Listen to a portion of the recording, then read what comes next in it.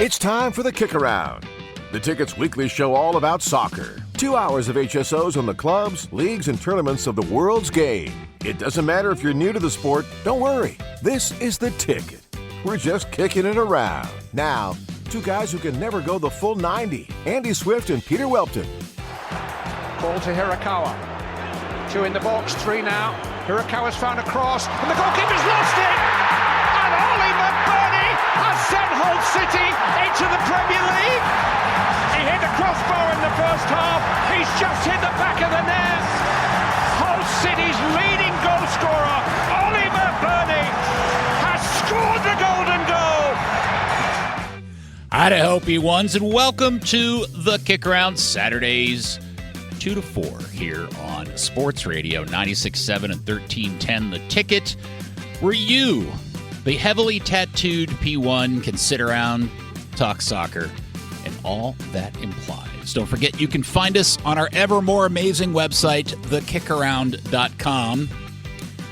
Hi, it's me, Peter, and to my left, but to your right, as you stare with amazing vibration into your broadcast box or streaming device, he is the world's most interesting man, Andy Swift.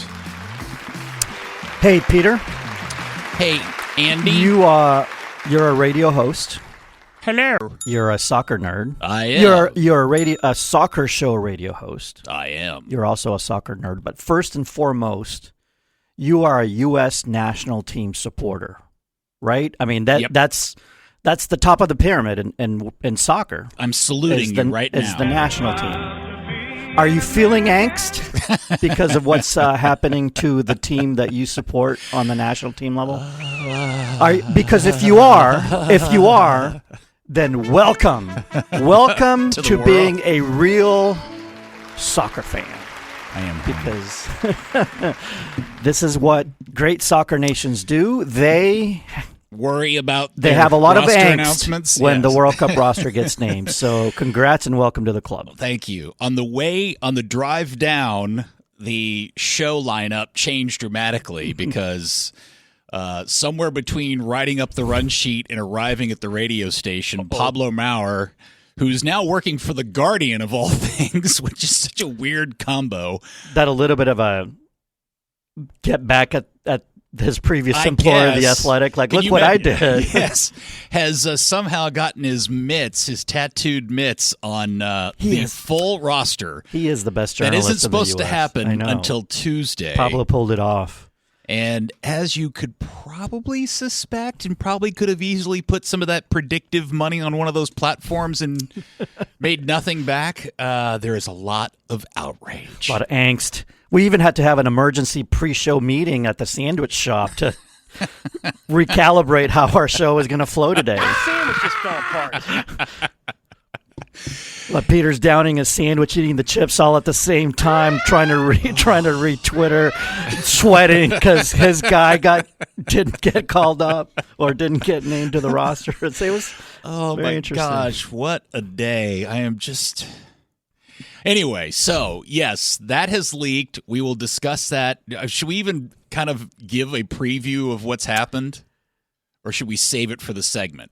We should save it. Okay. Although people can find the roster online now, so they can do that. We'll give you our opinions on it. Yeah, we'll definitely do that. Since we last talked, and we'll tell you if Landon Donovan's on it or not. Yes, because that's what Travis wanted to know. That's what Travis wanted to know. If Donovan got left off again. And congratulations to our very own Michael Dixon, who is now a Premier League champion. They did it. Yes, turn that mic on. Yeah. Dixon, come on. They did it. Soak up the moment. I never doubted. Liar, pants on fire. Ever. Hey, was it 2 weeks ago, 3 weeks ago when he was like stressing out? Yes. This is terrible. I hate doing this. When they lost to City, he was pretty much sold like every other Gunner fan I have, friend and then of mine. Bournemouth hit the post, and then Holland scored, and we're like, here we go again. It all worked out. So Arsenal are Premier League champions for the first time in a generation, and it all seemed to have gotten washed away in the mix because essentially at the same time, Pep Guardiola decided to tell everybody he's officially leaving Man City. And so all of that news collided into one, and we'll get into all of that here in a little bit. But before we do that, let's get into the big headline of the day, which is the EFL Championship Playoff Final. Hull and Middlesbrough, which we'll get to the result in a second, but was the talk of the week because of Spygate. So let's a little background for those P1s that are not entirely following. Haven't been listening to every episode of the KickAround. Yeah. So on the eve of the second leg of the playoff semifinal between Southampton and Middlesbrough, the whole story came out that Middlesbrough essentially caught a guy spying on their practice. Hiding behind a tree.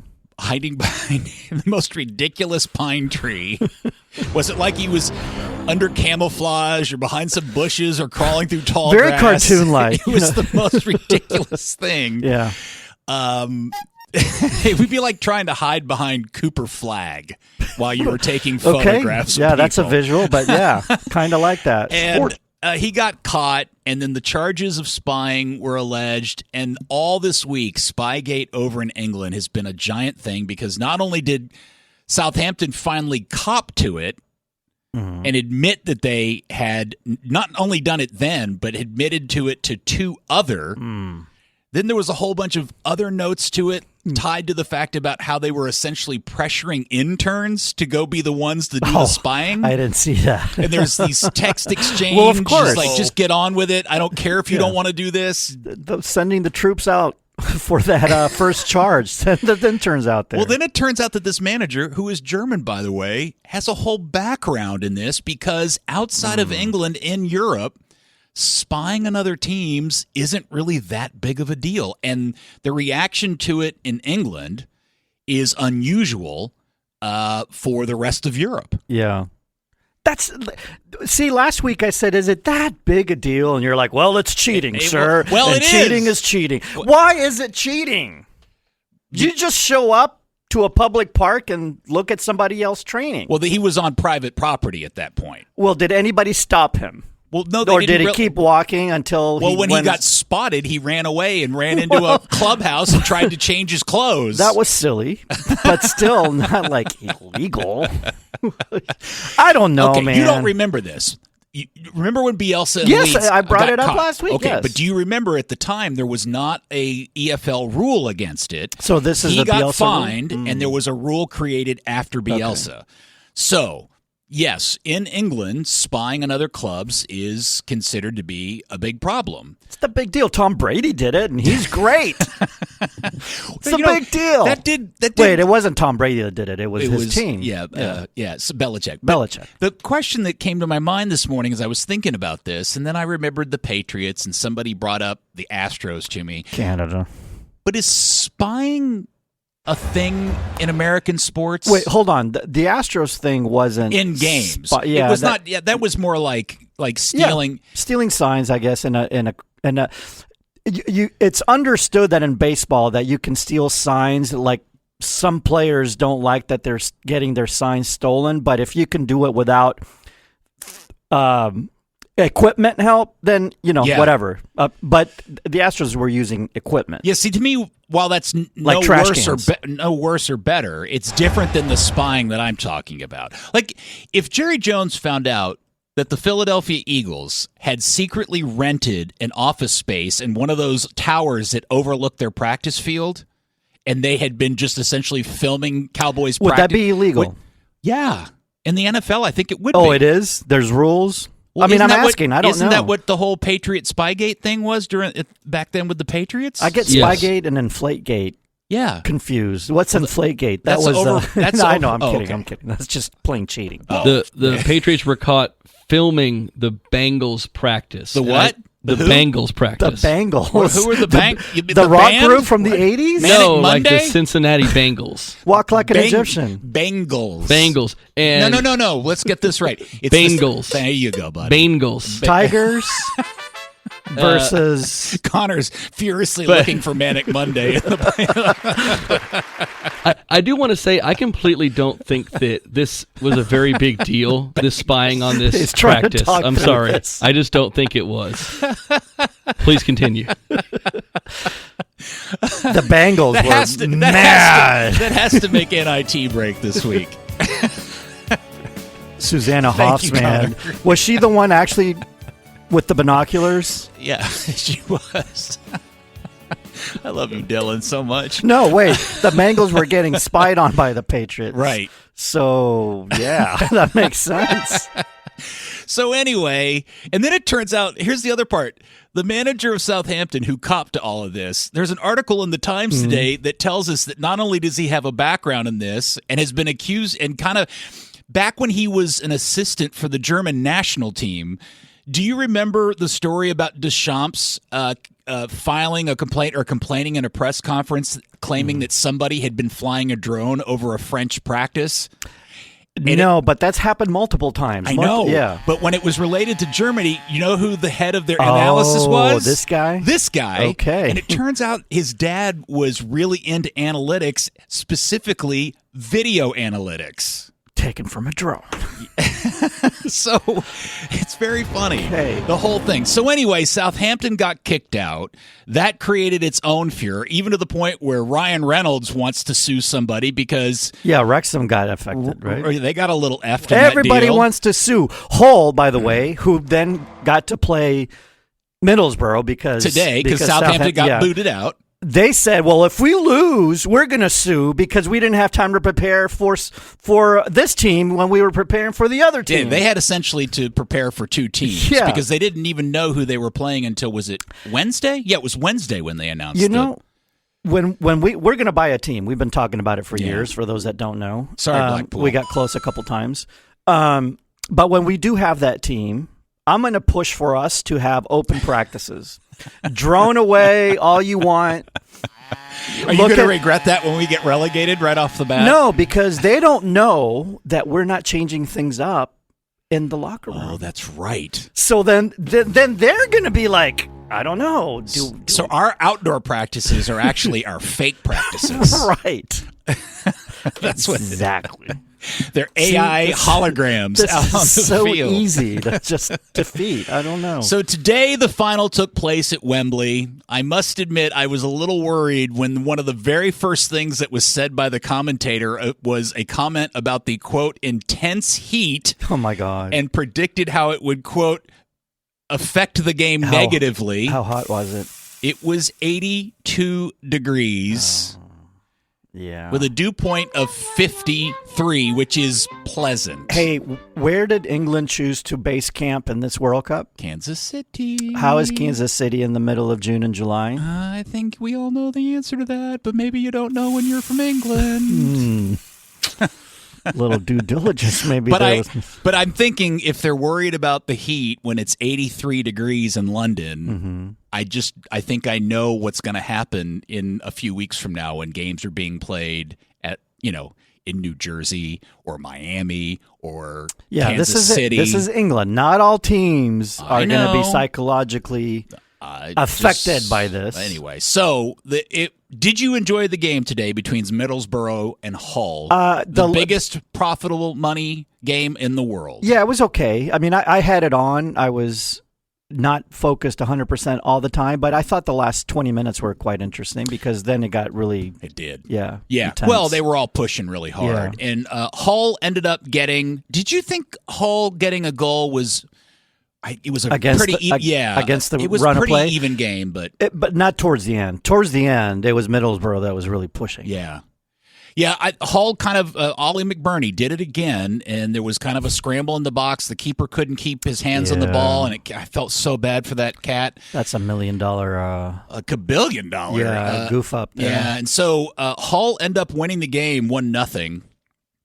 And they will now go back to the Premier League. This is the third time Hull has never lost a championship playoff final. They won in 06, 2018, 08, 2016, and 2026. Do you know at the end of this championship season, they were the second lowest XG-rated team in the championship. They were the last one to get into the playoffs also. And barely got into the playoffs. And Middlesbrough was in the top 2 for like 25 of the 36 weeks or whatever it is. And now they don't even they don't go up at all. Wow. And as a preview of the U.S. men's national team story we'll do later on, because this, I can't tell you. How do we tie this in? This breaks my heart. Aiden Morris, who is the holding midfielder for Middlesbrough, played today. And if we're going by what Pablo's reporting is, yesterday Aiden got a phone call from Pochettino telling him he was not on the U.S. men's national team World Cup roster. So can you imagine getting that phone call on Friday, having to then go play a championship playoff game final on Saturday, and then lose it on that crappy goal? Yeah. I feel terrible for that kid. That's not good. But he played a good game, so that means he got over the, He was so good today. Yeah. He was really, really good. And we'll get into the significance of that and who got called up instead of him and all that. Significance of that and who got called up and what and all that. And we'll we'll discuss the NFL Bengals, too, before we're all said and done.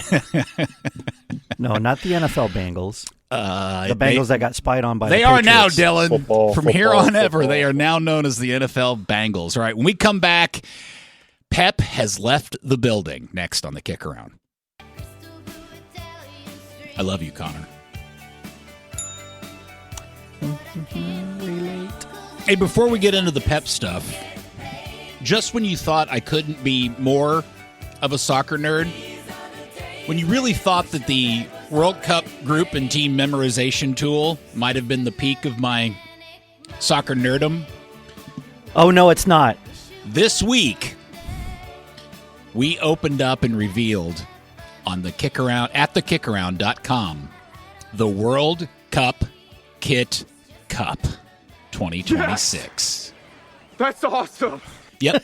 You too can go to thekickaround.com and decide which of the 101 national team jerseys is the finest of the entire tournament. And you will do so in the exact same bracket and format of tournament as the World Cup itself, kids. Number 1. Have you haven't even looked at it yet, no, have you? Because I don't know. Because you're just... Are you like, what are you... Like... Am I embarrassing you? Ultimately... You're picking a shirt, not your favorite team. Right. Which shirt and design do you love? Well, actually... But ultimately... No. Let me say it this way. Okay. It's whatever it means to you, dear user. That's what I was going to say. For some people, like if you're from Argentina, that's the shirt you're going to pick. There's nothing that will trump that forevermore, right? But look... When you get in and you try it and you get to the knockout stage and suddenly now you've got to pit the beautiful Saudi Arabian home shirt versus the really kick-ass Japan away shirt, and you have to choose between those two, that sucks. What about Croatia's restaurant tablecloth? Yep, that's in there. They're all in there. Well, actually, there are 4 teams that have yet to announce their shirts. Iraq actually announced theirs yesterday, so it's been updated to reflect the new Iraqi shirts. So thekickaround.com, you'll see both of those things right there on the front page. Go through the whole experience, man. Go find out which winner you like the most out of all of the shirts. First thing you do is you get to go team by team and decide which of their shirts is the one that will represent them in the tournament. You are a geek. And your vote will count because there's a scoreboard. Oh, coming really? up. Yeah, there's a scoreboard in the background that I haven't turned on yet that's Have you keeping done a it? tally. Man, Andy, I've been through that thing so many times. And do you sometimes I change? pick different teams all the time because I'm testing it. I'm like goofing with it. Yeah. So everybody go try thekickaround.com, the World Cup Kick Cup. Are you going to have time to watch real games? Because between this and... My World Cup trophy Lego that I have to build still? Yeah, I got to do that too. Okay. All right. Well, since we last talked, not only did Arsenal win the Premier League, so again, congratulations to all the Gunner P1s out there. I'm genuinely happy for you, and we'll talk about that here. Yes. I said genuinely twice. If I was... Better than City. That's what I have to say. It got a little watered down by the news that had come out a little early And this is the part that I thought was weird how all this played out. Like, it leaked out that Pep was leaving, and then yesterday, all of it came out officially. And all of the pre-created content that was supposed to have come out before anybody knew the eventual got played yesterday. So Pep is leaving City officially. He has said that he's going to leave the game for a while. Says he just doesn't feel like he has the energy anymore. I.e. till the Spanish national team job opens, and then that's him. Right. Yeah. I would think so. Mm-hmm. And Maresca, which is a weird pick for me. We could talk about that some other day, but he is going to replace Pep as the manager of City. But that was the rumor, right? Because Maresca left Chelsea when he was found out that he was actually interviewing with City to take over Pep's job one Right. day. That was all tied to it, too. So that's not a big surprise. No. Okay. It's not a surprise that that's who they went with. It's just a surprise with me that they... But he's got ties. I totally get it. Okay. I get it. All right. It's just a weird one to me. And he won the Club World Championship. That's right. I So forgot. come on, man. Skins on the wall. So think about this. Pep Guardiola, in his time at City, 20 major trophies. The Premier League 6 times, Champions League once, FA Cup 3 times, Leagues Cup 5 times. They throw the Shield in there thrice, the Super Cup once, and the Club World Cup once. Okay, but in how many years? It's not like he did that in 3 years. No. Right? How many did it take him? 10 years. Like 10 years. Yeah, okay. Just 10 years. Anybody in 10 years can win. I see, to 2 me, trophies the a thing year. about Pep, well, what is your biggest thing about? Like, do you think he's a great or? Oh, of course. I Okay. mean, because if you take away what he did in the Premier League, he's also done it in Spain and he's done it in Germany? in Germany. Right. So, like when he did it in Spain and left, it's like, well, he had Messi. Yeah, of course, anybody can do it with Messi, right? Anybody can win multiple titles with Messi. And then he did it in Germany, and then he did it here. So He's not for you? Oh, no, he Okay. 100% is. And the thing that I tend to really admire about Pep and his staff, because I think a lot of what makes Pep great is the fact that he's put together an amazing staff that helps him accomplish. I've talked about this a lot this season in particular. Turning Mateus Nunes, who was a center midfielder at Wolves, and that's really what he was as a player, and turning him into a serviceable, if not really decent, right back, I think is something that he and his staff don't get enough credit for. The growth of Nico O'Reilly into the player that has been so critical to them over the course of the season. Those types of success stories, along with how Pep in his time at City essentially had 3, if not 4, different versions of that team over time that were all successful in their own ways. Yep. And even when they said, you know what, we're going to bring you Erling Haaland, who, as we all knew when they signed him, wasn't really the greatest fit for what Pep was as a manager. Yeah, he managed to. He figured out a way to make it work. My one thought of Pep always when I think of Pep is, you've seen it too, is in that documentary, we got to see him at halftime or pregame or postgame in the locker room with a chalkboard, and how just friggin' intense and brainy he is. Where his players are I don't think his players understand half of what he's saying. Oh, I agree. But he just needs to do that for himself so that he can figure things out. It's just amazing. I think what we're seeing now is a reflection of what was going on last season when he clearly, as we all know, he's gone through some strife in his personal life. He's gotten divorced recently.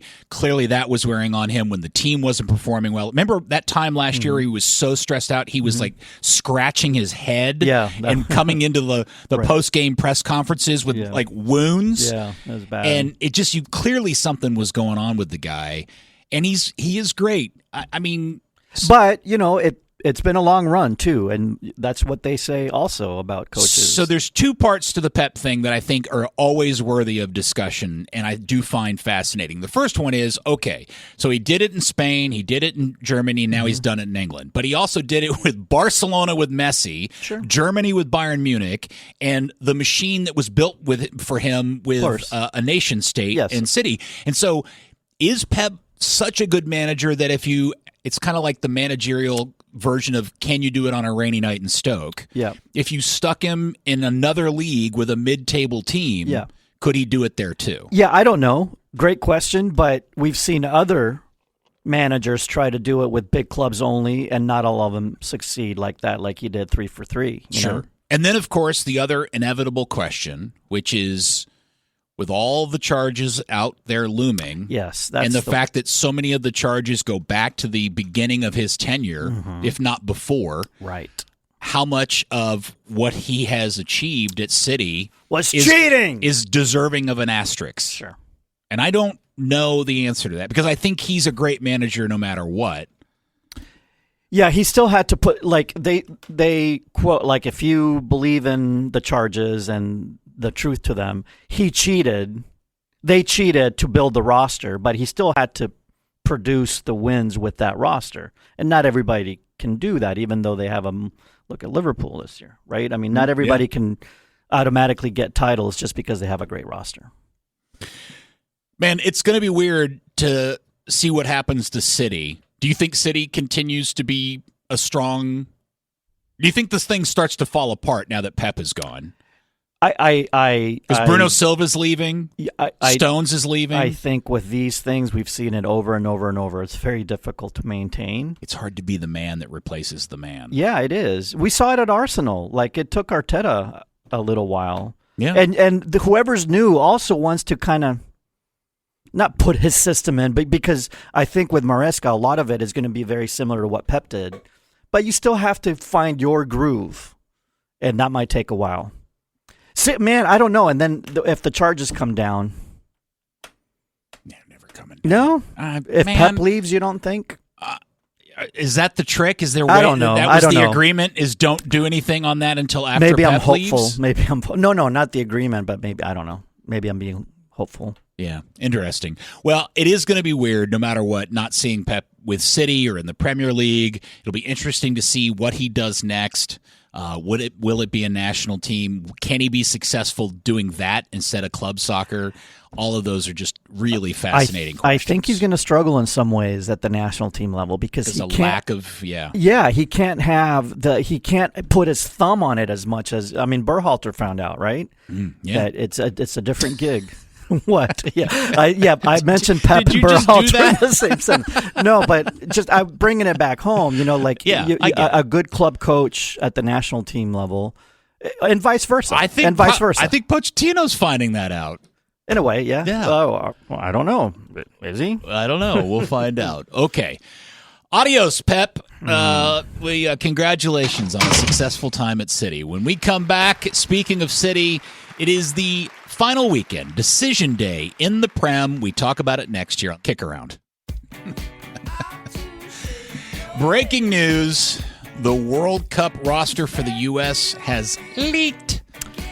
And we'll get into that here in about 15 minutes. Peter, I'm going to just slip some direction your way. Thank you. Remind, We'll get into that in about 15 minutes here on the KickAround. Now, we got so hot and fast and heavy into the Pep conversation, I forgot that our good friend Lars, who, by the way, will be joining us for the entirety of the World Cup here in this studio and living and sleeping in Andy's bed next to him for the entirety of the tournament. I don't know if my doggy's going to like this. He was not available today because today is his last day before he travels to go to Norway for a week before he comes home here. So he was out with his friends partying, but I asked him to record a couple of things, and one was his thoughts and reactions to the Pep announcement. So here's that now. The other big bit of news, really, aside from Arsenal winning the league, arguably a big bit of news, but Pep Guardiola leaving Manchester City, which we have kind of suspected all season that he would.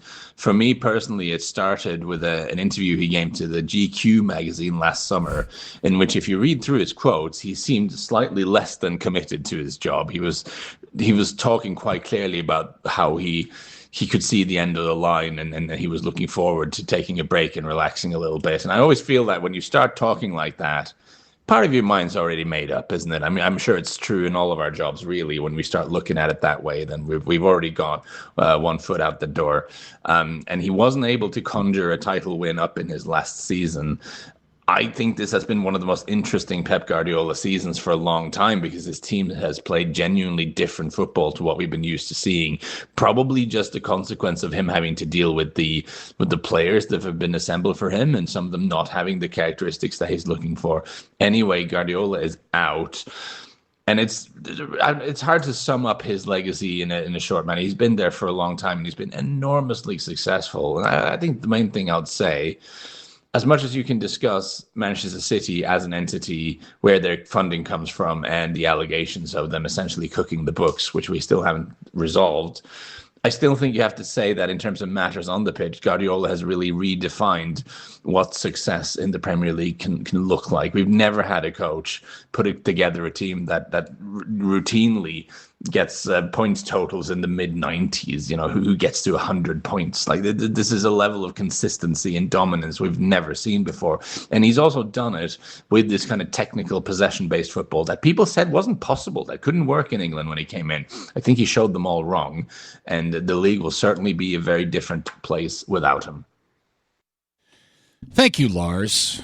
That was smart analysis and observation, better than I could do. So I'm glad we got to play that, because I forgot to play it when we did the Pep segment. He does give him credit, because we were talking about this despite the allegations, and he does make a good point, which is, I guess, what the point I was trying to make is, even if you assemble a roster that's good, that is that good through nefarious methods, you still have to have him produce, and for him to do it over 10 years at such a high level, no matter how you put the roster together, right. That's incredible. 100%. And all the other things that go along with it. You don't have to be super experienced in watching the game to understand, to have spent any time watching his City teams to know that they were superior. And they weren't just superior just because they had a really the best set of players. The other thing about Pep that I was thinking about with City in particular is it's not like City went out and bought all the Messis and Ronaldos of the world and built the team. They went out and got the Hollands. Okay. Well, okay. Holland. Okay. Somebody put this up the other day, and I don't remember the specific number, but it caught me off guard. The number of times, and this may not be completely accurate, but I think the way I say this will at least get the point across. The number of times City paid more than, I think it's 60 million pounds for a player, was twice. Yeah, I understand what you're saying. Never the ultimate superstar on the market at that time. Holland was the exception. But whereas the teams that do that and try to do that in a non-cheating way, although teams that pay that much for these players, there's always something not shady going on. But like Liverpool? No, come on, man. Liverpool they hardly do that either, right? They did it last season. Right. It was a disaster, but yeah. What City did was, because teams that go out and spend a lot on 2 or 3 guys then have to make up for it by not spending a lot with the rest of the squad. City, instead of getting the 2 or 3 guys that were really expensive, spent a lot on a lot of guys. On 8 to 12 guys. But my point is that doing it that way then really required a manager how to maximize and squeeze the best out of those guys. Absolutely. So that's kind of my... Yes. Turning Kevin De Bruyne into Kevin De Bruyne... Of course, that's my point is, and Lars is, and you agree too, is that you still have to be a manager with chops to be able to put it together. Pretend the Premier League didn't have a salary cap, like the false cap it has now, which is based on revenues. But pretend it was just free and they could spend whatever they wanted. And let's say City would have spent whatever they wanted, and it wouldn't have been cheating. They could have just done it as they wanted. And Pep produces these results. He still would have produced the results. Mm-hmm. And you would have admired him, even though they were the team that spent the most money. I guess what I'm saying is, in those sports where spending is free and you can do it all you want and there's no cap, and managers still have success with the team that spends the most or among the ones that spend the most. It doesn't change your perspective. That manager's still good. You still got to get it done because some managers fail with that. Fair enough.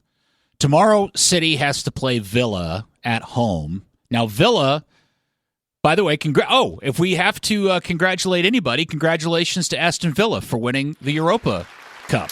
We have it here on the notes, segment 5 right here. But now if I'm going to mention them here, yeah, okay. I think it's fair to throw that out there. Yeah, I'm kidding. So Villa is also trying to make sure that they keep their Champions League spot. No, Villa. Oh, Villa is that's okay. Right. They're in Champions League no matter what. Right. A, because they qualified that way, and B, because they won it. Right. Yeah, both ways. Yeah. What they're trying to do, but they're not trying to do, but what they could do by losing and Liverpool wins, they flip positions, and it gives an extra spot to the Premier League because they won Europa League. I know this is crazy talk if you're not following.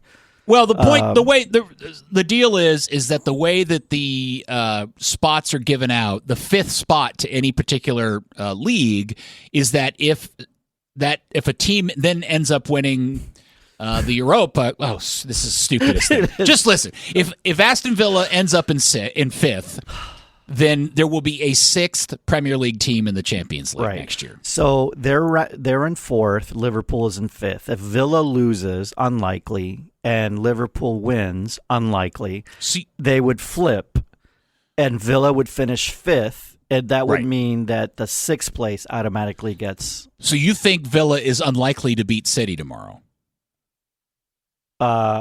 You said Villa losing is unlikely. Yeah, I was just being funny because I was going to say, and it's unlikely that Liverpool wins.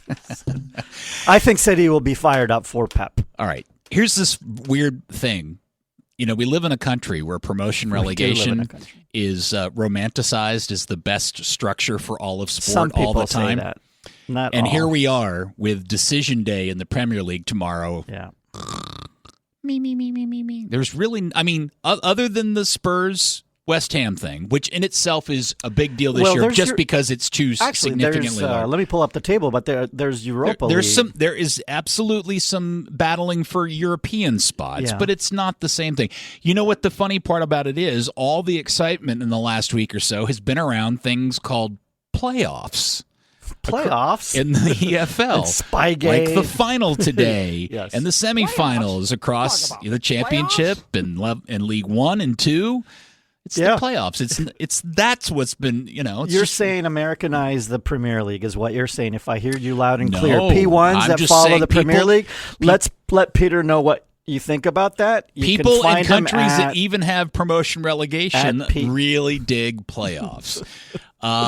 So tomorrow, the big thing, obviously, with all the games being played at 10 o'clock, it is Spurs hosting Everton and West Ham hosting Leeds. So all Spurs again. They could have done this last week against Chelsea, but couldn't do it. They just need uno punto. What are you rooting for, Peter? You must tell me. You will be rooting for an outcome. I know you will because you're a sports fan. Chaos. And all sports fans ultimately, deep inside, root for one outcome or the other.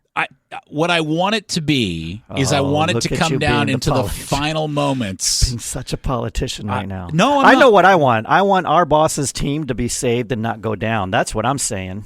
But your co-host, I'm rooting for Lars, is a Spurs fan. You want to see poor Lars's heartbreak? Lars has Norway in the World Cup. He'll be good.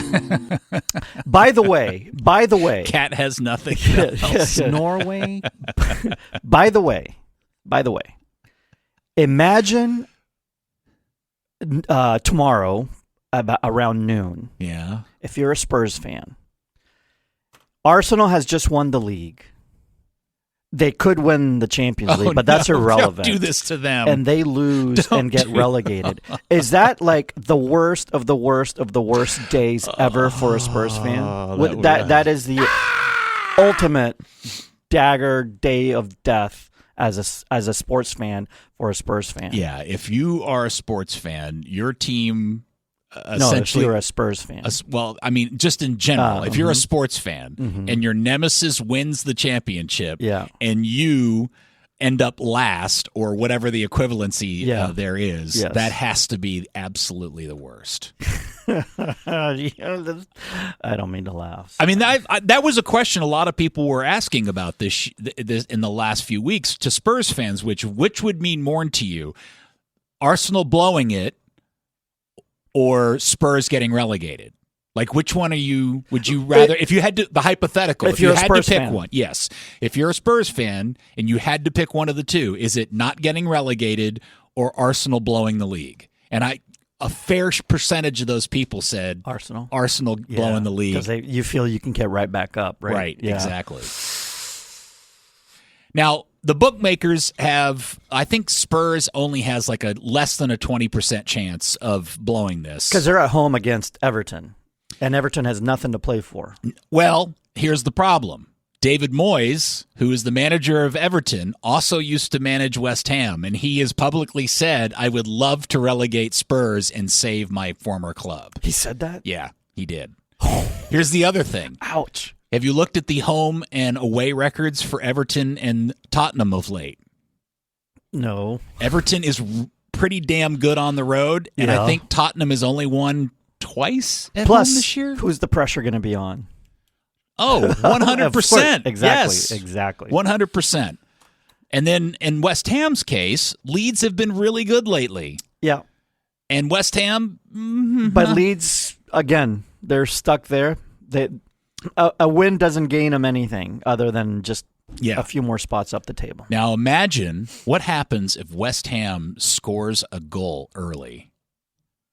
And you know how this goes when on this last day when the fans all have their phones out and they're all watching FOTMOB. Are you looking forward to watching images of the fans in the stands? Yes. Like sweating. Yes. I can't wait to watch. Oh, man. This is, we have to say, we are laughing and looking forward to this because our teams are not involved in this. Because if your team is involved in this, this is the worst. Yeah. It's the worst. The angst. Yeah, I think that's the thing that I keep trying to press upon people that are always pushing the promotion relegation structure onto MLS for me or anything is, one, I thought you were a fan of American sports, which, by the way, you seem to love the NFL and the NBA and Major League Baseball. Playoffs! What's wrong? Why aren't you also trying to push them into some promotion relegation? Well, some people try with baseball. And two, not tried, but have you really considered just how punitive relegation is? It's like the death penalty. It's not. Hello, Leicester would like to speak with you, sir. Yeah, Sunderland. Remember that? Sunderland would like to speak with you. Yes. Hull made it all the way back. Anyway, so tomorrow it is Brighton hosting Manchester United. Michael Carrick, now officially the manager. Burnley hosting Wolves. Good Lord, 19th versus 20th. Palace. Wait, but the last place is on the line because if Wolves wins, Wolves could win and pull themselves off the bottom of the table. Palace hosting Arsenal, Fulham, and Newcastle. Both those teams have a very slight chance of squeaking their way into at least the Conference League next year. Liverpool hosting Brentford. Liverpool trying to hold on to their Champions League spot. Can they do it? They have to avoid losing by like 3 or 4 goals. Have you avoided the whole Arne Slot, Mo Salah controversy in the last 48 hours? Would you like to dig into that? Psychosis? I did. I saw headlines. I didn't read, and I just said, just get tomorrow over with, right? Yeah. Forest is hosting Bournemouth. Bournemouth, man, almost certainly is going to end up being playing in Europe somewhere, maybe even the Champions League. That would be bonkers. Sunderland is hosting Chelsea. Can Chelsea scratch out a European spot? And Spurs, as we said, the other two games, Spurs hosting Everton and Hammers hosting Leeds, all at 10 o'clock tomorrow, all happening. I think Peacock's got a whole game zone thing. You can watch things all at the same time. Hey, wait, one thing to keep in mind here is that if Liverpool does win and Villa loses, and, that's possible, if Bournemouth loses and Brighton wins, Brighton makes the Champions League. That's crazy. But that's pretty significant. Yes. Right? Bournemouth or Brighton. Yeah. Bournemouth would be playing in Europe for the very first time. Any of that would be tremendous stories. 100%. Yeah. I totally agree with you. Yeah, All that's right. Bournemouth too. Yeah. All right. Very good. Hopefully everybody enjoys decision day in the Premier League. When we come back, the U.S. men's national team, the roster has leaked. We will dive into all of that next here on the KickAround.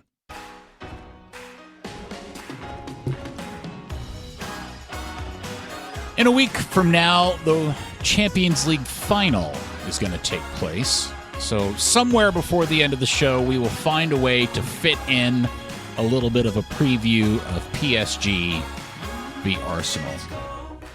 All right, welcome back. As I was saying earlier in the show, somewhere between me getting in my car to drive down here and getting here, the whole show kind of changed because Pablo Maurer from The Guardian now somehow got his grubs on the full U.S. men's national team roster. Did you try to read it as you were driving? My mom is listening, so the answer to that question is no. Got it. Okay. So that dent I saw in the car, that was okay. Yeah, this broken. Anyway, this all started yesterday because apparently Pochettino called everybody and told them whether they made the team or not yesterday, Friday. That's a long or Thursday or Friday, one of the two. That's a long ways from when he's officially going to announce it. I mean, no, of course it leaked. Tuesday at 2 on Fox is the reveal party out in New York. Is Fox happy about this leak? Man, it's going to be all just covered in sports Fox frosting. Can you imagine what that's going to be? Well, anyway, so word came out that yesterday that Gio Reyna had made the roster and Diego Luna had not. And that was one of the heavy rumors.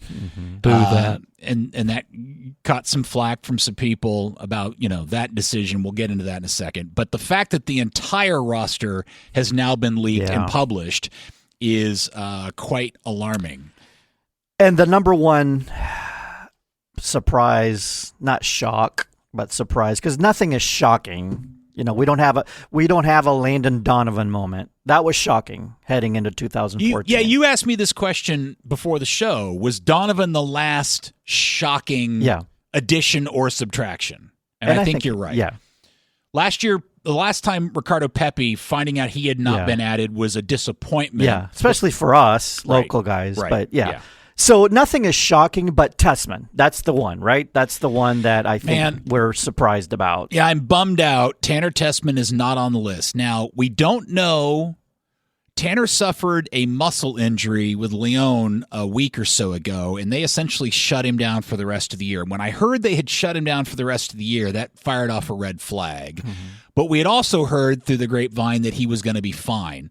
So we don't know if his omission is because he's been injured and not playing, or if Pochettino has another reason for not calling him up. Or he was on the fence, and the slight injury or threat of injury, whatever, not being 100% by the start of camp was the deciding factor, perhaps. Now, Chris Richards, is on the roster, and he tore ligaments, and he somehow is going to be fine and fit. All right. So the Richards story this week is a weird one because Oliver Glasner, his manager at Palace, was quoted in an interview or at a press conference trying to predict whether or not Chris would make it back in time for their final next Wednesday, and saying he would not be available for sure tomorrow to face Arsenal. Because he, quote, tore a couple of ligaments. The reality is that anytime you sprain your ankle badly, there is some level of tear in there. Okay. So I think some of this is semantics. Now, it should also be said that there's been some reporting. I think one of the guys from the only guy left in Men in Blazers, Raj, he said he had actually talked to Chris's agent, and the agent said he's going to be fine for the World Cup. Okay. don't worry about it. He's good. But now people in Tessman's party, on his people, were saying the same thing. Right. And so, I mean, look, as a guy that's been wearing a boot himself for the last week, I can tell you, you just never know with ankle injuries and sprains and things like that. But the question there is then, I mean, you then have to look at who Pochettino brought at that position. It's like, okay, he's got so many options at central midfield, but the truth is, he only called up four central midfielders. So this is where I think you're gonna, if you dare to read the comments, as they say, it's Tyler Adams, Weston McKennie, Sebastian Berhalter from the Whitecaps. Mm-hmm. Yes, Greg Berhalter's son, and deserving, and Christian Roldan from the Sounders. And that's another MLS guy that was kind of on the fence, and he went with Roldan. But I think this is because Tessman was someone that could also fill in at center back in an emergency. But he called up Miles Robinson, who I don't even know if he was on the fence for you? Yes. Like, you had him on? Well, if Richards had been out for sure, I thought, yes, of course. So I agree with you. I think in hoping to have some extra cover if Chris was to get hurt again. I guess he needed a true center back. Yeah. I mean, right? Alex Freeman could have filled that role. Now, Alex is there to play as a wide back. The other thing we don't know, because part of what's been frustrating as a fan is, what are you doing, Mauricio? Are you going with 4 in the back? Or are you doing the 3 in the back thing that seemed to click and make this team look so good that you kind of got away from in the Portugal and Belgium game? So what does this roster call up? I mean, I guess it gives him the option to play either or, depending on what he wants. And I mentioned this earlier because I think in light of what happened today, this is such a crusher that Aiden Morris isn't on this list.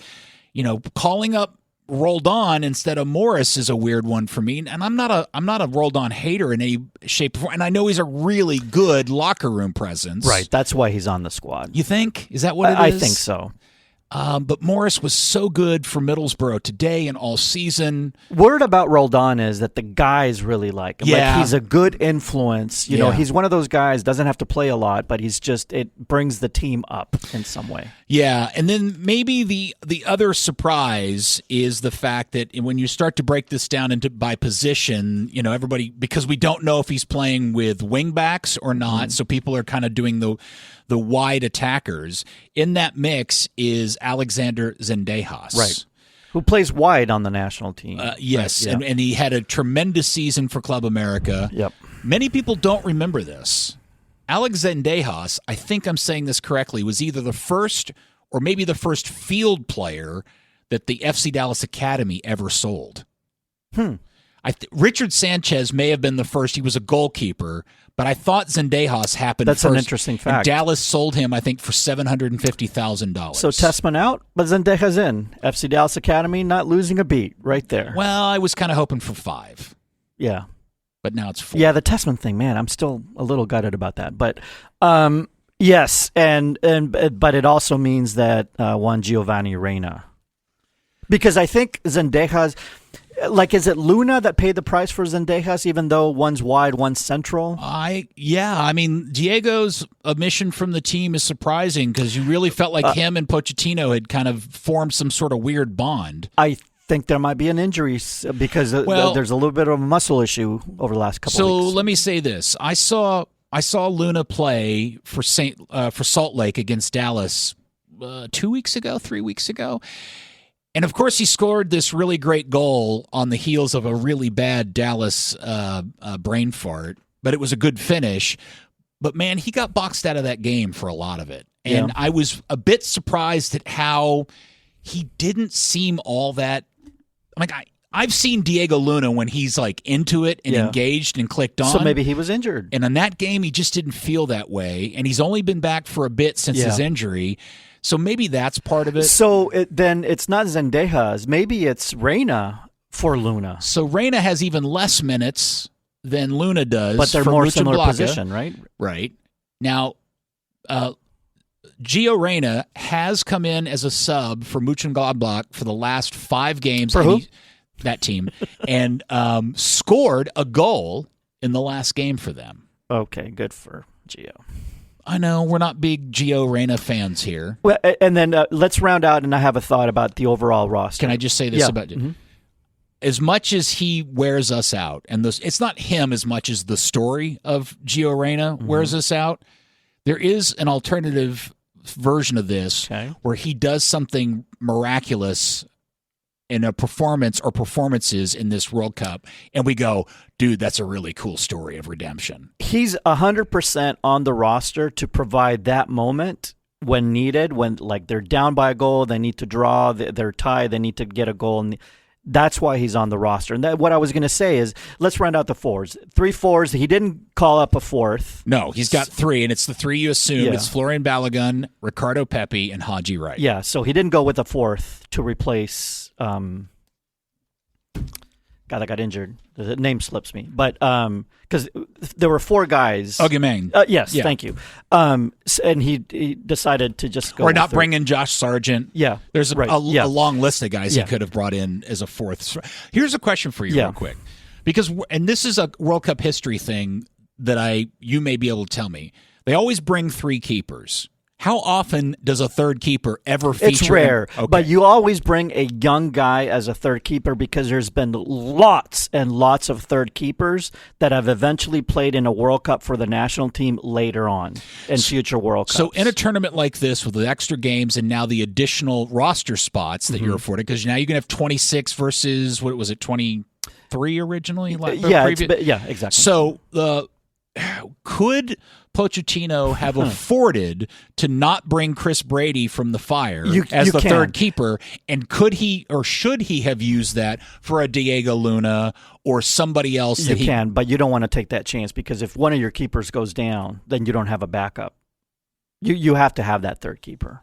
I mean, that's really rolling the dice, especially with 8 games, because now you're increasing the odds of a keeper having a chance to go down. And so in the light of all of this, who do you think is the most important player in this roster? Who continues to be the most important player? Well, I mean, there's 3 players that always come to mind. It's Chris Richards, it's Tyler Adams, and it's Christian Pulisic.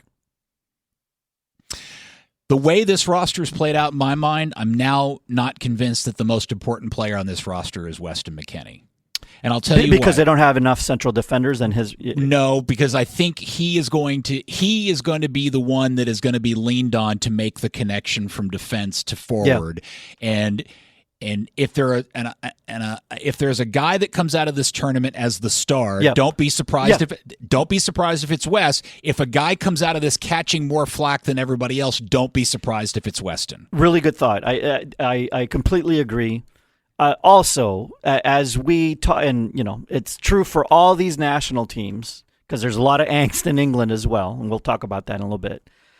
These coaches for national teams, remember, they're not putting all-star teams together. They're not finding the best 26.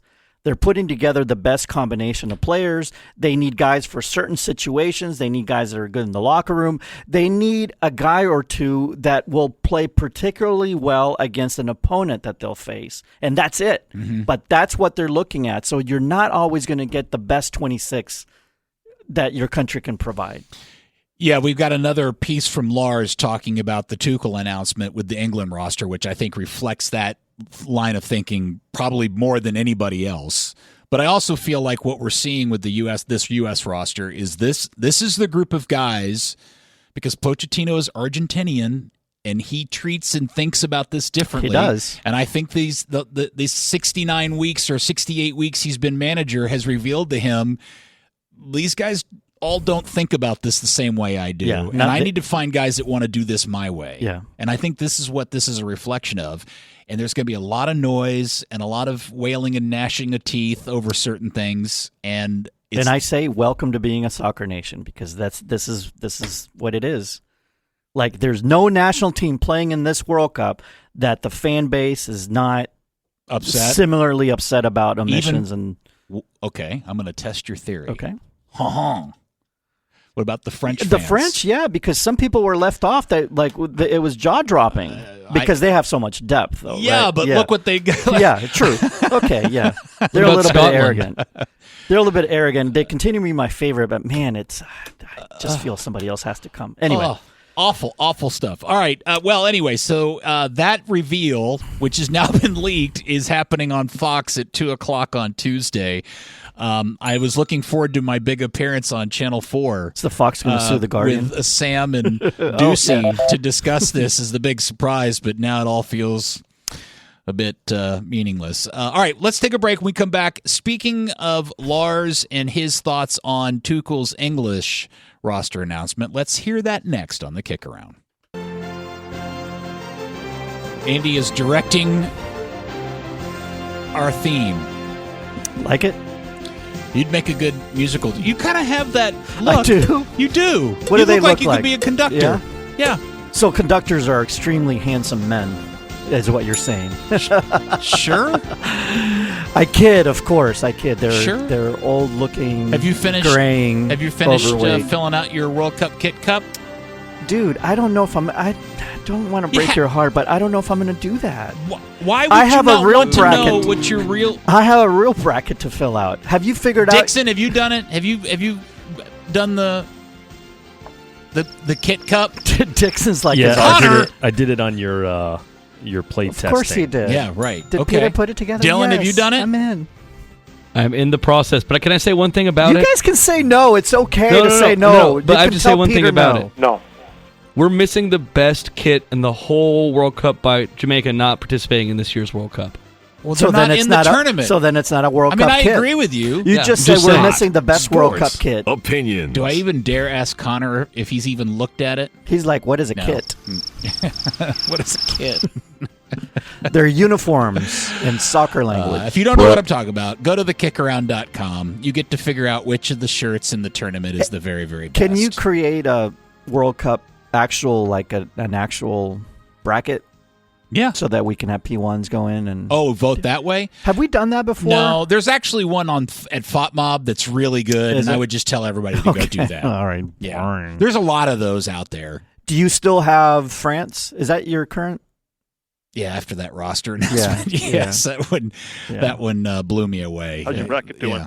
Although I officially stated, I told Sam and Ducey, they asked me, Sam caught me off guard and asked me who the dark horse was. And it dawned on me for a half second, I hadn't really yet figured out who I thought the dark horse was. I have a dark horse that'll surprise you. Of course, you have to wait for our preview show to find out, but I have one. And I surprised myself by coming up with this team. I wonder if it's the same team. Maybe. Here, turn off your mic. Tune in June 6th. No, you're going to have to find out live like everybody else. All right. Wouldn't you want to know? Yeah, I do. I want to know if we picked the same one. So we were talking about the shocking news today that the U.S. men's national team roster has been leaked by Pablo Maurer over at The Guardian. You can go check it out. Tanner Tessman is not on the list. We assume due to injury.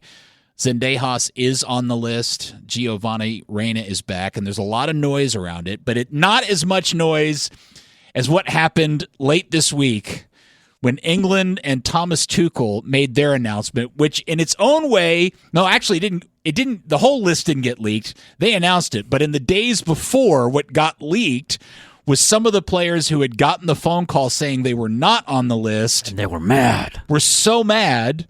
Leading that charge was Harry Maguire, went out to the media and told Harry Maguire even went so far to do an interview, I think was it Rio Ferdinand, and did his podcast. To put it in context, compared to the U.S. national team, players left off were like if you had left off, the Tim Weah, for example, Okay. right? Let me put it this way. In fact, I even tweeted this. The BBC put up a starting 11 with 11 the best 11 players that Tuchel left on the locker room floor. I could make an argument that any of those 11 would start for the U.S. men's national team. The 11 as a team isn't a very good team, but individually, any one of those guys, I think, starts for the U.S. But some significant names were left off. Some guys that Palmer being Foden, Harry Maguire, Trent, Bowen. What does Lars say? Let's listen to Lars. Yeah, so Lars wasn't available today, so I asked him to send us his thoughts on that whole deal. Hello, everyone. I hope you're having a marvelous weekend so far in Texas. This week, Thomas Tuchel, the England manager, announced the squad he's taking to the World Cup this summer, and there were a number of surprise omissions, with a few big names missing out. I think we all knew already that he doesn't quite fancy Trent Alexander-Arnold at right back, but there was also Cole Palmer not making the squad, Phil Foden not making the squad, Harry Maguire not making the squad, and in spite of having actually quite a strong season for Manchester United, certainly the second half of the season. Morgan Gibbs-White of Nottingham Forest, not as big a name as Foden or Palmer, but someone who's had a very good season as an attacking midfielder for Nottingham Forest. Jared Bowen also not in the squad in spite of having a pretty heroic season for a struggling West Ham team.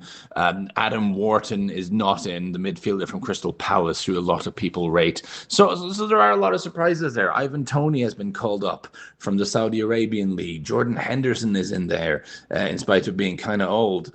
They're a bit short in certain fullback positions. I mean, Reece James will probably play, but he has fitness issues. I can go on and on. The point is more that people are quite upset. The fandom is upset. My take on it personally is that Thomas Tuchel, one of, I think, his strengths as a manager is that he really doesn't care what anyone thinks. We have a history of the English national team trying to force a lot of big names, a lot of popular players into a lineup that doesn't really make sense. We all have nightmares of trying to make Frank Lampard and Steven Gerrard work as a two-man midfield back in the early 2000s. Thomas Tuchel doesn't do that. I have a feeling Thomas Tuchel has simply found, I know what my 11 is, and I want backup players who will be happy tourists. He doesn't want a squad full of guys who are upset that they're not playing, and that's why some big names have been left out. I'm excited to tell everybody, I think Lars will be on the show live next week because he'll be back in Norway. Man, you're okay. Now there's What? a lot of pressure on him now because he said maybe. He'll be on. It's Norway. He's got nothing else to do. No. Eat pickled fish and things like that.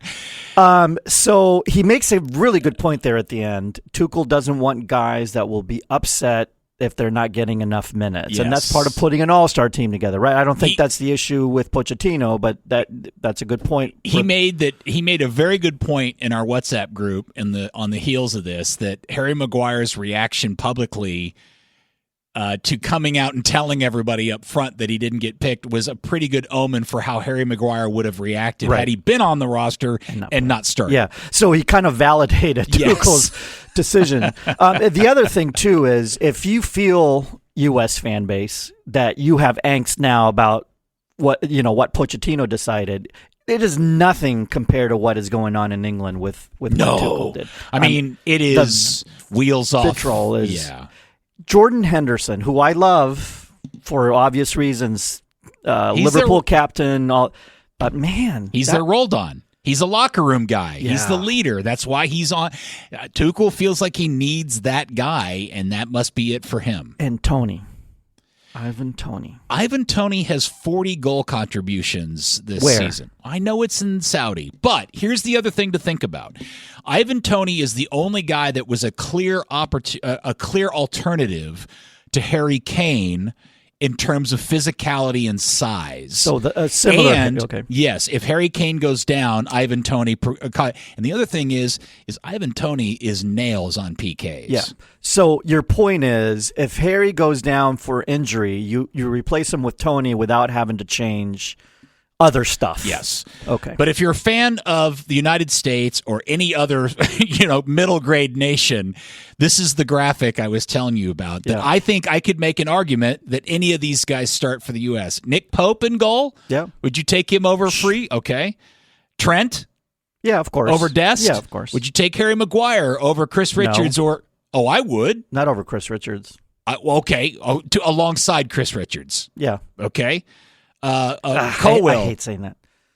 I know you don't like Harry Maguire, but he's a good center back. He's okay, and he can finish him off in the box too. He's all right. Colwell. Yeah. Okay. Yeah. Luke Shaw at left back over Jedi. I don't know. Okay. All right. Okay. Adam Wharton in the middle of the field over. I mean, if that allows you to push West forward. Yeah, okay. Okay. Sure. Bowen on the right as a winger coming off, or either in a 4-4-3 or a wingback. Yeah, no, he's Cole Palmer. Okay, who instead of who? Giovanni Reyna? Yes. Right, because we're talking about the 26, not the 11. I mean, I could put Cole Palmer in front of all. I mean, I would even. Well, not in front of Pulisic. No. Come on. Stand up for your boys. Peter, you got to stand up for your boys. Morgan Gibbs-White? 4. Anybody in the midfield positions. Yeah. I mean, he had a crazy good season. Foden, yes. Yeah. Phil Foden? Yes, of course. And Calvert-Lewin? Yeah. Now, Calvert-Lewin. Yeah. Yes, he's big. I mean, instead of Balogun or Pepe or Haji Wright. You're looking at all 26. My statement was I think any of these guys start for the U.S. men's national team. Sure, they could leak into the roster. Okay. I'm talking about starting. Yeah. And that's who he left on the floor. Yeah, I would say 8 of those 11 for sure start. All right, the other one you wanted to mention. But 3, no. Yeah, the other one you wanted to mention was Neymar. Yeah, we got to talk about Neymar because it's Neymar, and he got called up. And so that gave the fan base angst because half the fan base did not want Neymar. He's How old is Neymar? He's way older than He's 34. I didn't realize that. 34. So half the What fan is Brazil's thing with him? Is he their version of Ronaldo, where he's a guy that annoys the rest of the world but is beloved? But in the log by team, I don't know if teammates. I guess they really respect him, but who was left off because of that? Yao Pedro. Exactly. So I don't know if I agree with that decision. Oh, I don't. But I saw people literally crying because he got half the fan base was happy, elated. Half the fan base was like, we can do better than this. I mean, don't get me wrong. I know that Neymar is a world-class player, but I've never got it in terms of him being their Messi or anything like that. Well, in 2014, his injury derailed the team. But that's when they were at home. By the way, did you see images of him when he found out? He found out like the Brazilians didn't leak anything. But did you see the Brazilian national team react? Like they had a camera at every player, all the guys on the fence. They found out on TV with everybody else, and it's pretty crazy. It is. They don't get a phone call from no phone call. Ancelotti goes on camera and announces the roster. Yeah, and by the way, the production quality and effort that goes into national team roster reveals these days is kind of equal to what the NFL roster schedule videos is. They've all started to come out. We've been kind of keeping them in a running thread over on Twitter. So if you want to go at the KickAround, find it. New Zealand's Curacao is actually somebody wraps the Curacao national team. Nice. The Senegalese one is crazy. Did you see the Scotland one? The Scotland one is good. The Czech Republic goes with the mushy parents holding up pictures of their sons as players. Oh, as I haven't kids. seen that one. No. Yeah, there's a whole bunch of them that have come out, and we'll keep adding them as they come out over the next few days. One thing to say about Pochettino's roster, they're going to announce it officially on Tuesday. He can change from what has been leaked if there's injuries over the weekend. What happens if on Tuesday it's like a wheels off different roster? It won't be. There might be one guy different because of a roster situation. And whatever is announced on Tuesday, he has till June 1st to enter the official one. Yeah. So, but anyway, we probably saw what they'll say. So. Yep.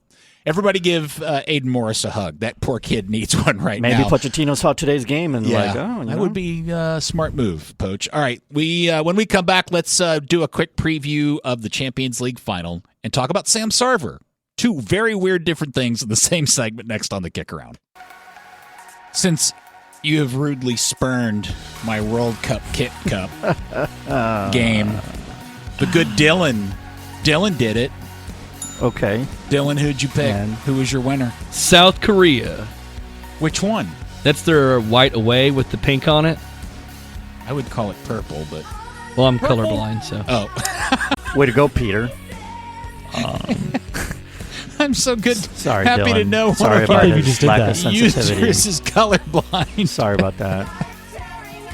I was going to say, like, if Dylan jumps in the lake, do I have to jump in the lake? But now I feel bad for Dylan after what you just did. What did I do?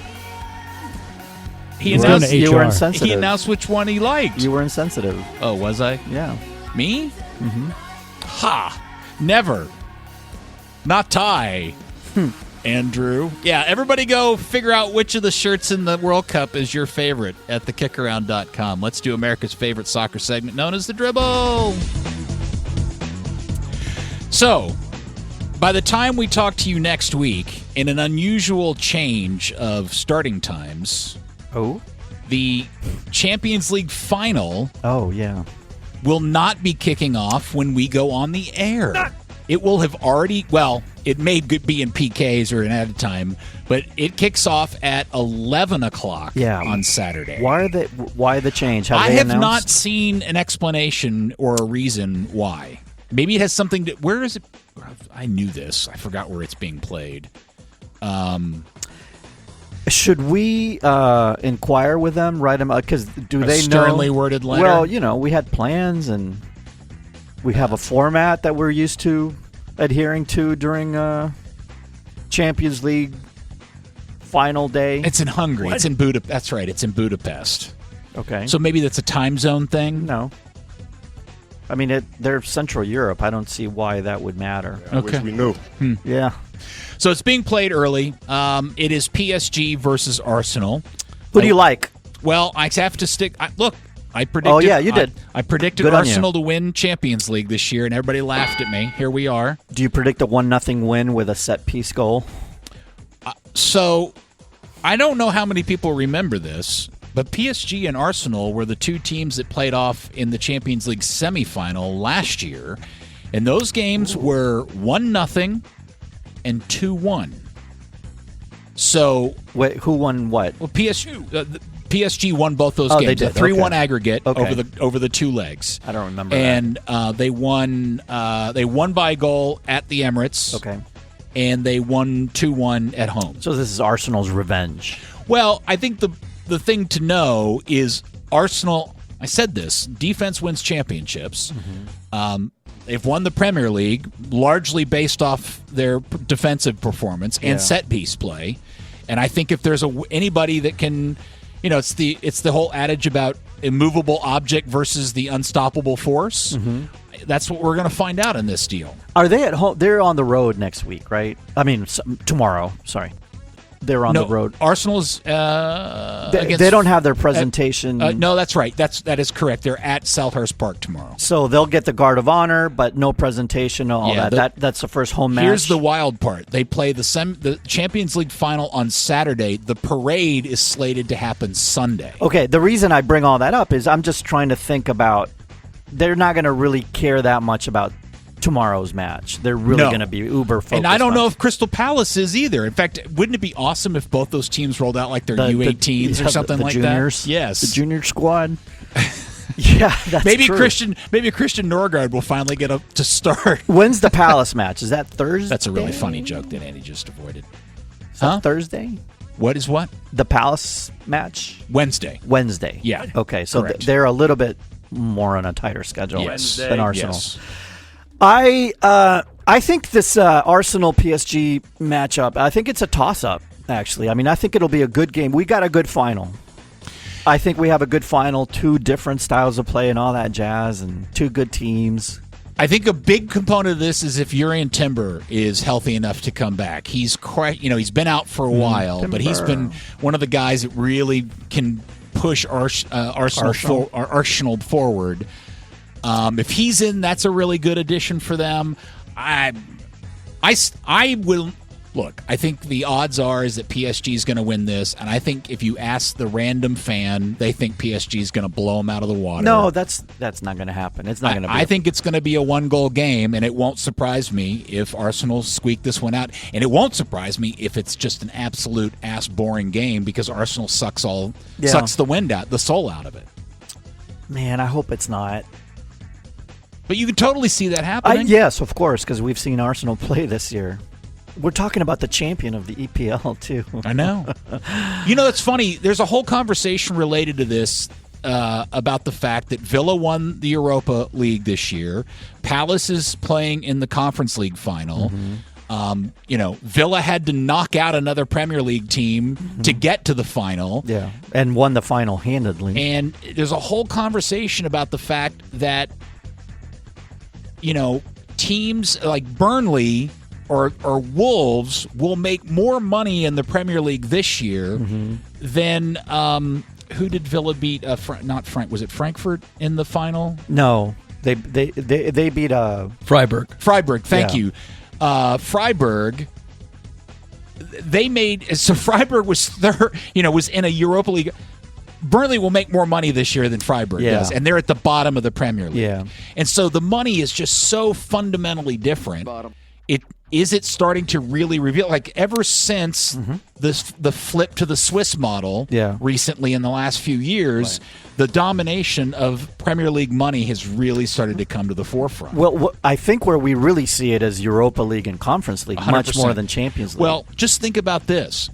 Chelsea could be playing in the Conference League next year. Yeah, they'll roll. They'll just roll through that. Like they'll just swat at teams. That just seems stupid. They'll just swat at teams. Yeah, it does a little bit. It always brings me back to Lars's suggestion that the team that wins the championship is the team that should go play in the Conference League from England. Yeah, I like that thought. And remember, the Conference League is weaker because there's more teams in the Champions League, which means more teams from the Europa League go up to Champions League, more teams from the Conference League level go to Europa League. So the Conference League is really, really weak. And that's why you get a team from the Premier League in the Conference League specifically. They're just going to roll. Yeah, it's weird. We'll talk more about that later on. But, so your prediction then is you said 2-1 PSG or 2-1 Arsenal? No, you have to go Arsenal. I haven't said. Okay. Drum roll. I predicted them. I think they're going. I think it's going to be. I'm just going to say it 1-0 Arsenal. Okay. Sorry, Connor. There you have it. Make your prediction. Make your prediction. I did like 8 minutes ago. Well, we 1-0 Arsenal set piece. Oh, same thing. Yeah. Okay. Man, yes, how much indeed. You're looking forward to talking and discussing and breaking down a 1-0 Arsenal win in a Champions League final next Saturday? No. But next Saturday, but we'll have Lars on. We have a lot of fun next Saturday because we'll have the that final. We'll get to go back over our predictions. Yeah. Which I think yes, we get to do all of our Lars, I think, is going to be on the show. More World Cup stuff. We're even closer to World Cup. And I may have booked an even more special guest to be in studio. Is it what I'm thinking about? It might be somebody we know who's in the Premier League. Oh, it's not what I was thinking about. Who are you thinking about? The way you made it sound, I thought it was Sam Gannon? No. Anyway. I don't know. I'm trying to figure out who it is. The way you were describing it, I was like... Oh, and before we go, this is the week of Sam Sarver. We are the soccer show of record, and I know we're running late. Okay. But I want to take a minute just to publicly state on the airwaves, I've put this out everywhere, Sam Sarver of Football Club Dallas, you have an open invitation to come on the KickAround whenever you and your Modelo beer want to come on the show. If you haven't seen it, Sam is the Dallas player who celebrated the game-winning goal in San Jose last weekend. When a fan threw a can of beer on the field, he picked it up and Stone Cold Steve Austin'd it on the side. That's awesome. And it was great. It down, man. And it was so great. Legend. Did it make Sports Center? I don't know, but it's got the Pat McAfee show. Yeah, okay. Other people have been sharing it. It's gone all over the place. That's awesome. Modelo sent him like 20 cases of beer to his front door. Yeah. He's now the most interesting He's man. now signed a deal with Adidas. Wow. He's got life after soccer. Look, Dallas is a club who historically has been a bit bereft in star power, and Sam Sarver is oozing star power. By the way, the goal was the game-winning goal against Bruce Arena's second place San Jose. Yes, exactly. And he's on the road. And that was his third goal in 4 games, and he had done essentially super sub. Look, and Sam will even admit this. He's a bit of a one-trick pony. He's blazing fast, and he knows how to finish. And if he can get behind a defense, he's gonna get you a goal more times than He's not. the secret weapon off the bench, right? I want Sam on the show. Sam Sarver, come on the kick around. FC With a beer. Dallas. Wahoo! That'll do it for the dribble. I had What? What were you gonna say? I had a teammate like that when I was playing club soccer. So fast, couldn't really do much with the ball, but you'd stick him in at the end, and that was your secret weapon. You just feed him, and he'd run to the ball. Are you trying to imitate Fat like Bull or something? Yeah, something like that. Yeah. I'm sure you played with a guy like that too. Oh yeah, there's always a remember Tyler Kern? Tyler Kern was kind of like that. Yeah, he's more the Energizer Bunny. He's just bzzz all over the field. Yeah, you know? yeah. All right. Okay. We hopefully congratulations, Sam. Everything you have happened to you this week is 100% deserved. I hope you come on the kick around sometime soon. Congrats, you have a new manager at Man United, by the way. We can talk about that next week. Okay. When we review picks. Yeah. I have a hot sports opinion about that. Okay. We should get into. Very nice. Hot. All right, everybody enjoy your week. Everybody enjoy the roster announcement on Tuesday. I'll be on with Sam and Ducey afterwards to talk about that. Name dropper. Dixon, thank you for tickering. Thank you, Dylan, for being a good producer today and doing the Kit Cup. And thank you, Connor, for pushing the buttons, but damn you for not doing the Kit Cup. Damn you. P1s, we love and adore you. Get stuck in. Win your 50s. I love soccer.